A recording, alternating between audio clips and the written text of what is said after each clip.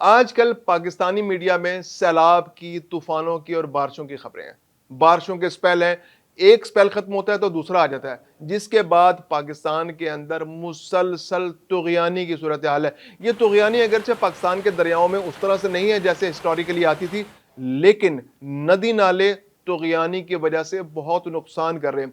इसके अलावा शदीद बारिशों की वजह से पाकिस्तान के शहरों के अंदर अर्बन फ्लडिंग हो रही है और इस अर्बन फ्लडिंग से भी अब तक 250 के करीब अफराद जान की बाजी हार चुके हैं। सैकड़ों मकानात मुनहदम हो चुके हैं, इंफ्रास्ट्रक्चर को शदीद नुकसान पहुंचा है, सड़कें पुल तबाह हो चुके हैं। इसके अलावा मुख्तलिफ इलाकों में क्लाउड बर्स्ट की वजह से जो बारिशें, शदीद बारिशें हो रही हैं, उन बारिशों की वजह से भी बहुत बड़े पैमाने पर नुकसान हुआ है। बहुत सारी फैमिलियां बह चुकी हैं, बहुत सारी कारें बह गई हैं, बहुत सी कीमती जानों को नुकसान हो चुका है। अब तक बहुत से दर्जनों लोगों की तलाश जारी है, उनकी डेड बॉडीज अभी नहीं मिली। ये एक बहुत बड़ा अलमिया है। और इसके अलावा दरियाओं में भी यही जो पानी है, जो अर्बन फ्लडिंग का पानी है या जो पहाड़ों के ऊपर तुगयानी है, जो बारिशें होती है नदी नालों के अंदर, जो अचानक पानी आ जाता है, ये ग्लेशियर्स पिघल जाते हैं, तो वो पानी आहिस्ता आहिस्ता बहता हुआ दरियाओं का रुख करता है, क्योंकि यही जो नदी नाले हैं ये दरियाओं की ट्रिब्यूटरीज होते हैं, यानी कि इन नदी नालों का पानी आखिर में जाकर दरियाओं में बहता है। और इसी तरह जब दरियाओं में बहुत सारे नदी नालों का पानी जमा हो जाता है तो वो बहता हुआ एक सैलाब की सूरत अख्तियार कर लेता है।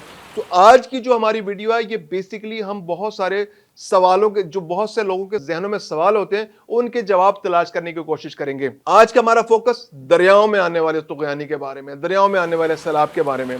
बहुत सी टर्मिनोलॉजीज आपने सुनी होंगी, यानी कई तरह के सैलाब होते हैं। जब हम इब्तिदा होती है सैलाब की तो हम बताते हैं कि आज तरबेला के मुकाम पर दरिया सिंध में निचले दर्जे का सैलाब है, आज तौसा के मुकाम पर दरिया सिंध में दरमियाने दर्जे का सैलाब है, आज बल्लोकी के मुकाम पर दरिया रावी में ऊंचे दर्जे का सैलाब है, आज जो है गुड्डू बैराज के मुकाम पर जो दरिया सिंध में बहुत ऊंचे दर्जे का सैलाब है, आज कोटरी बैराज के मुकाम पर दरिया सिंध में इंतहाई ऊंचे दर्जे का सैलाब है और पानी जो है बहुत से इलाकों में फैल चुका है। अब ये ऐसी बहुत सी टर्मिनोलॉजीज हैं जो आप आए दिन सुनते रहते हैं।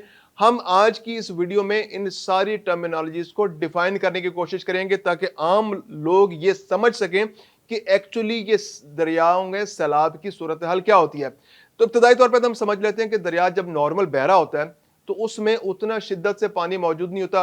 बरसात में तो पानी थोड़ा ज्यादा हो जाता है, लेकिन साल के आम दिनों में पानी बहुत कम होता है, चंद हजार क्यूसिक से ज्यादा पानी नहीं होता। अगर आप उस वक्त दरिया के ऊपर से करीब जाएंगे या पुल पे से गुजरेंगे तो आपको अंदाजा होगा कि दरिया का ज्यादातर हिस्सा खुश्क होगा। बहुत बड़े बड़े टीले आपको नजर आएंगे, बहुत बड़ा खुश्क मैदान नजर आएगा, जानवर अंदर घूम रहे होंगे, लोग अंदर दरिया के अंदर बेड के अंदर घूम रहे होंगे, उसके उस जहां पे पानी बहता है उस जगह पे घूम रहे होंगे, अंदर सब्जा उगा होगा, दरख्त उगे होंगे, जानवर वहां पे आजादी से घूम रहे होंगे, लोग रेत उठा रहे होंगे दरिया के अंदर से, ट्रैक्टर ट्रॉलियां अंदर मौजूद होंगी, यानी मुख्तलिफ फिनोमेना आपके सामने होगा। ये वो सूरत हाल होती है कि जब दरिया के अंदर, उसके रस्ते के अंदर, उसके किनारों के अंदर जो रास्ता उसका दरिया का है उसके अंदर पानी का बहाव बहुत कम होता है। ये साल के यूं समझिए कि 10 महीने यही सूरत हाल होती है। लेकिन जब बरसात का महीना करीब आता है और गर्मियां आती हैं तो उस वक्त क्या होता है कि ग्लेशियर्स का पानी पिघलता है, बर्फ पिघलती है, वो नदी नालों में आती है और वो बह के दरियाओं का रुख करती है। इसके अलावा दरिया के आसपास के इलाकों में बारिशें, शदीद बारिशें होती हैं और उसका पानी नदी नालों के जरिए उस दरिया के अंदर आ जाता है।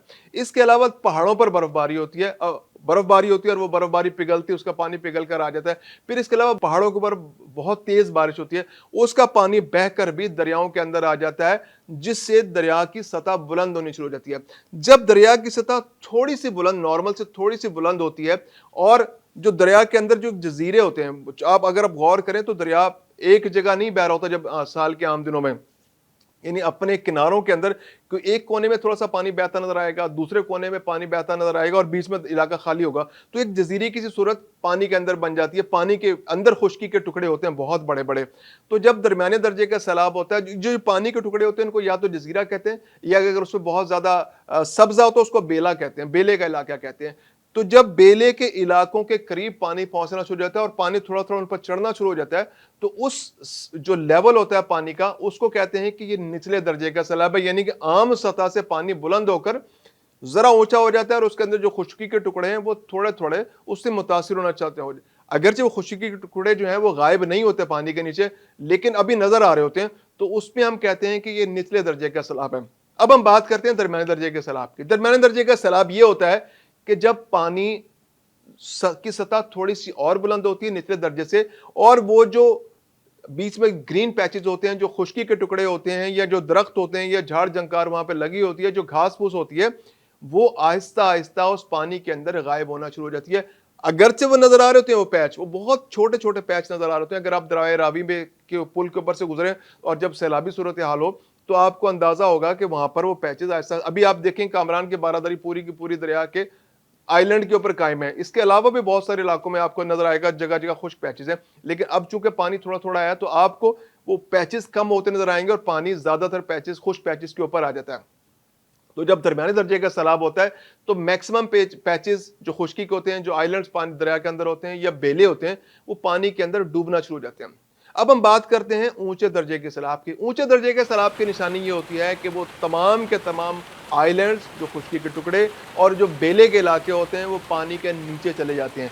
अगरचे दरिया किनारों के अंदर, अपने किनारों के अंदर मौजूद होता है, लेकिन उसकी सतह काफ़ी बुलंद हो जाती है। ऐसी सूरत हाल में लोग पानी के अंदर जाना बंद कर देते हैं, अमूमन कश्तियाँ अंदर ले जाना बंद कर देते हैं, माहीगीर काम रोक देते हैं।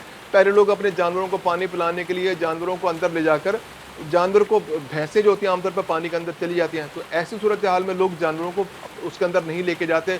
खुश्की के जो पैच होते हैं वहाँ पे लोग चराने के लिए अपने गाय भैंसों को ले जाते हैं, तो वो ले जाना बंद कर देते हैं, क्योंकि ऐसे मौके पे जो दरियाओं का बहाव है वो काफ़ी तेज़ हो जाता है, और उस बहाव के अंदर जानवरों का बहना, इंसानों का बहना, या कश्तियों का बेकाबू होना बहुत नॉर्मल सी बात हो जाती है। तो ये ऊंचे दर्जे का सैलाब होता है। फिर एक होता है बहुत ऊंचे दर्जे का सैलाब। बहुत ऊंचे दर्जे के सैलाब में ये होता है कि जो दरिया का पानी है वो तकरीबन किनारे के ऊपर तक पहुंच जाता है। यानी अगर आप शहरों के पास अगर आप गौर करें तो हर शहर के पास या हर आबादी के पास से जब दरिया गुजरता है तो वहाँ बंद बने होते हैं, बहुत ऊंचे ऊंचे बंद होते हैं, पुख्ता बंद होते हैं, बाज़ औक़ात कच्चे बंद होते हैं, खास तरतीब से ऊंची ऊंची दीवारें आपको नजर आती हैं। तो वहां पर दरिया का पानी उसके करीब पहुंच जाता है, और जब शहरों के पास से वो बंद के इलाके से गुजर जाता है तो वो दरिया का पानी उस बंद से बाहर आ जाता है, किनारों से बाहर आना शुरू होता है। अगरचे वो बेकाबू नहीं होता उस तरह से आस पास के, लेकिन इलाकों में जो आबादियाँ होती हैं, जो छोटे गाँव होते हैं, जो कच्चे के इलाके गाँव होते हैं, कच्चे के इलाका वो होता है जहाँ पर नॉर्मली दरिया के सैलाब का पानी आ जाता है, उसके अंदर पानी दाखिल होना शुरू हो जाता है। आसपास के इलाकों में अगर कोई फसलें हैं तो मुतासर होती हैं, लोगों के घर अगर कच्चे घर हैं तो मुतासर हो जाते हैं, और लोग वो इलाका छोड़ के जाना शुरू कर देते हैं। तो ये बहुत ऊंचे दर्जे का सैलाब होता है। एक होता है इंतहाई ऊंचे दर्जे का सैलाब, ये सुपर फ्लड होता है। इंतहाई ऊंचे दर्जे के सैलाब में होता है कि दरिया का पानी बिफर कर